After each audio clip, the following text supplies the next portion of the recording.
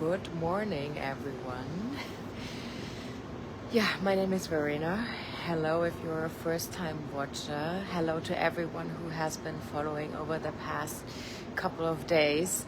You might have noticed that I didn't come online yesterday to talk about the fifth and final day of Business Mastery in West Palm Beach with Tony Robbins.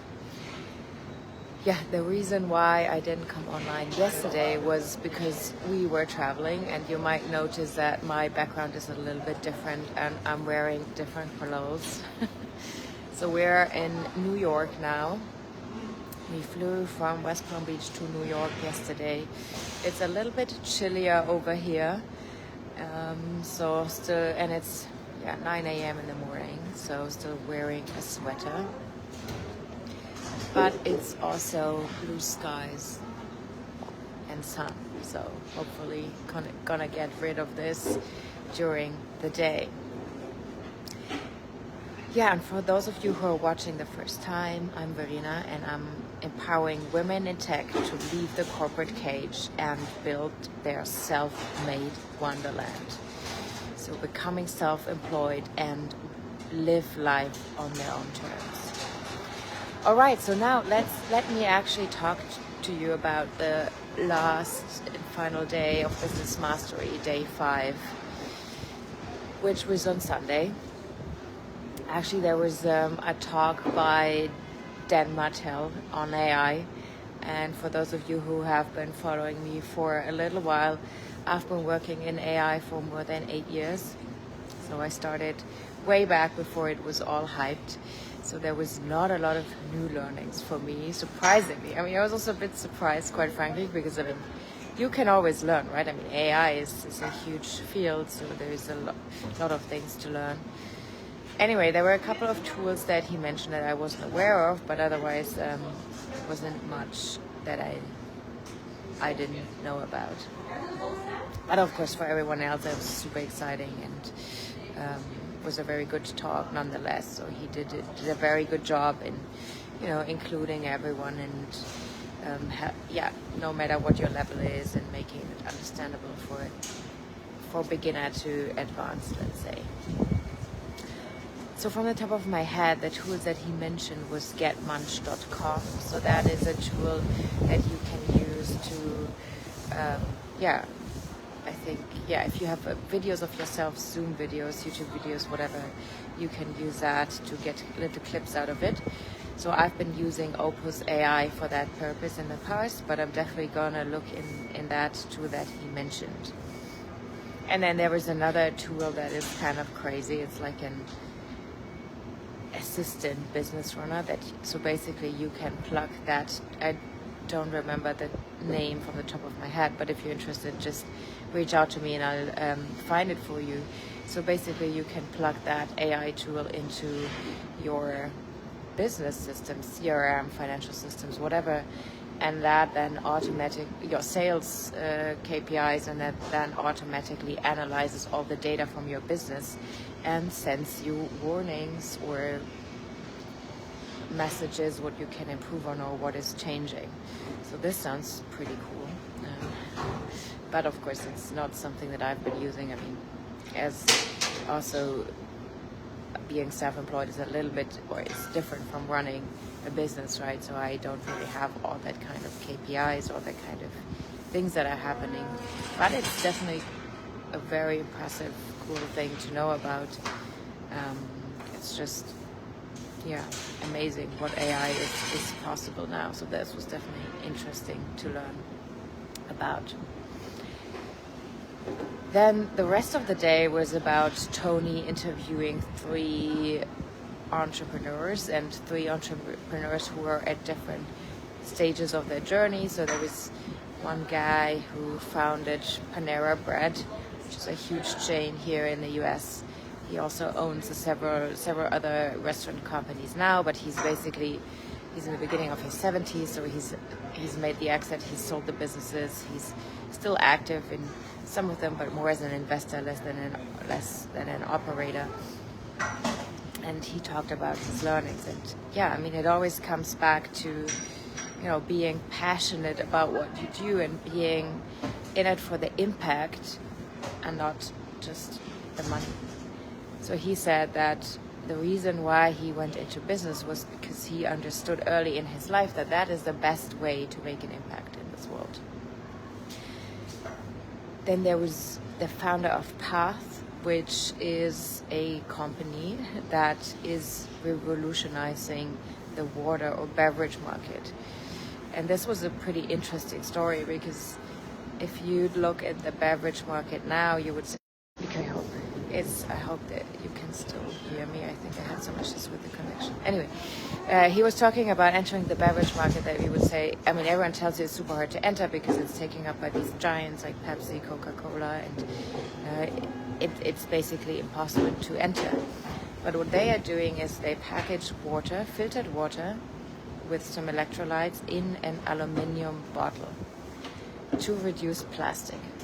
So they have a very clear purpose, which is sustainability, and they have a pretty cool design of the bottle, and you can reuse it.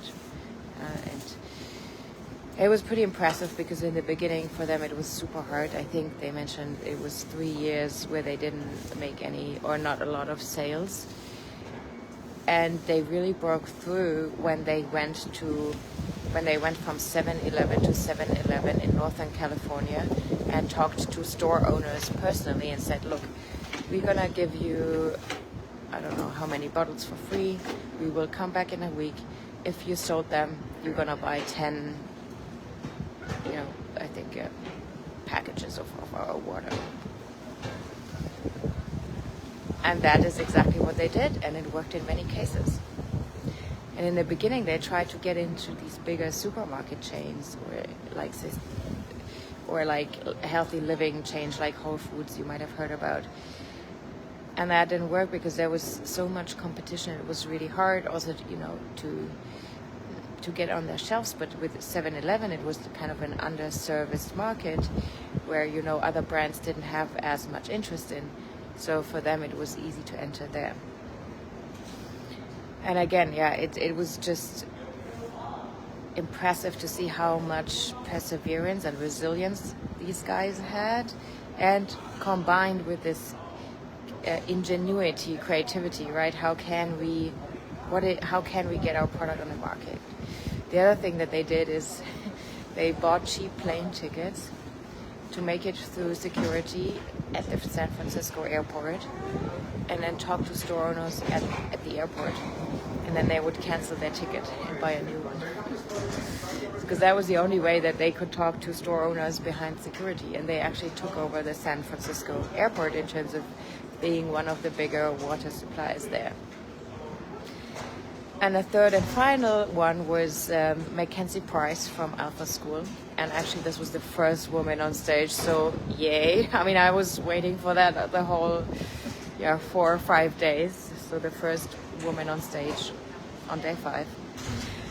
And she's the founder of Alpha Schools, and Alpha Schools is revolutionizing education with AI, which is pretty cool. So she is teaching her students with AI tutors. So they have a very personalized learning experience and learning path. And that means they only need to spend 2 hours a day on the curriculum, on the stuff they actually need to learn. And the rest of the day is time for public speaking, creativity, passion projects, like things that kids are actually interested in and want to learn, want to do. And often, that they do passion projects and become very entrepreneurial, right? She talked about teens running successful businesses, building like a skate park, and running musicals on Broadway, so really crazy things. And it's just what she says is really what kids need is high standards, high support. So you really need to challenge them. You need to expect a lot, but then at the same time also give them the support that they need to actually meet that challenge. So this was super impressive, super cool. I really hope that this kind of education model spreads fast, because I think this planet, this society would be so different, because it would just educate people to be in their power instead of being disempowered. And I mean, this was something that I learned late in life. For me, yeah, I mean, I went through traditional, schooling system in Germany.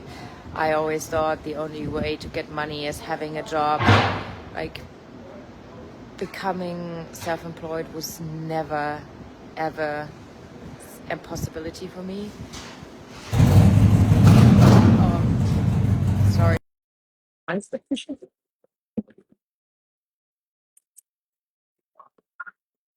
And running a business seemed even more impossible. I just thought I wasn't made for it. I didn't have the intellect for it. It seemed so crazy, so complex that, yeah, I just thought, okay, the only way to get a job was, the only way to make money was to get a job, until I was so annoyed with having a job that I finally tried to find other ways. And thank God, yeah, made the step into self-employment. And I mean, now, I mean, running a business still seems like something I'm not sure uh, I would do, but it definitely seems like an option now, because I've completely shifted my mind from this kind of, I don't know how things work and I need to understand every single detail of how things work before I can do it, to just, okay, I can figure things out. And the way to learn things is to do it.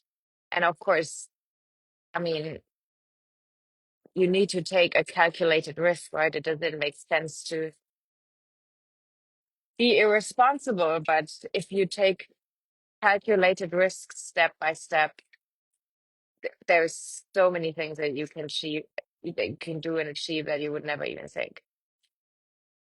All right. And then coming back to business mastery, the afternoon was then pretty much about being clear on what actions we're going to take. So setting up a 30, 90 day plan, what exactly you want going to implement. Because there was so much content, so much ideas, so many things that you could do, that it can be overwhelming, or it was to a certain extent. So what we really did was focusing on a clear implementation plan.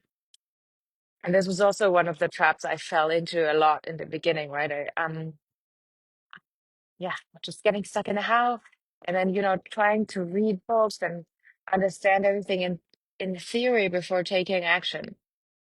And this just kills your momentum. You're just gonna get stuck again in, learning, learning, learning, which is fun, but eventually, if you followed my stories, right, you saw that your life only changes if you make a decision. And if you just keep studying things and on and on and on, then you're not making decisions. You're actually putting off the decision, and you're making a lot more, and you're missing out on learning from your actions, from the actions that you're taking.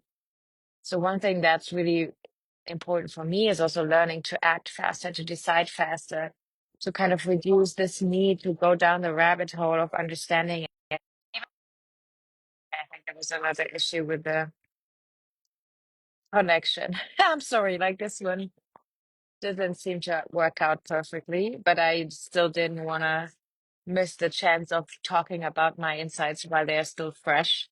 And I think this is also another learning that I want to share.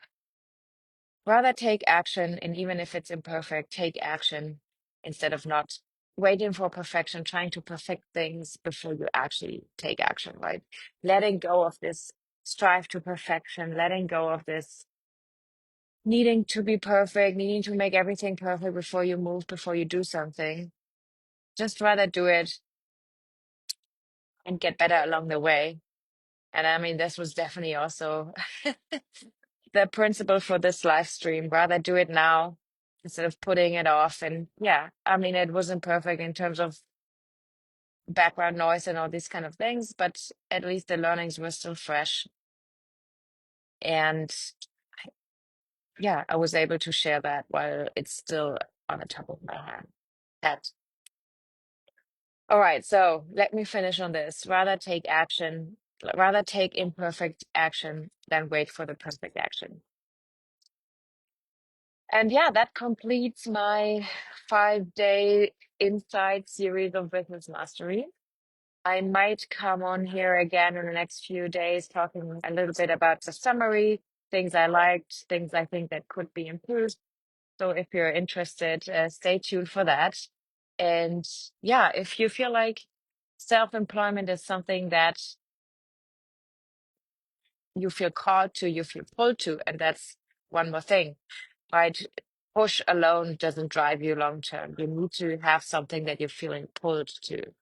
So if you feel that is something you're feeling pulled to, I'm running a free masterclass in September. Just if you're interested, send me a direct message and I'll send you all the information to sign up. All right. Wishing you a beautiful day wherever you are in the world and see you soon. Bye.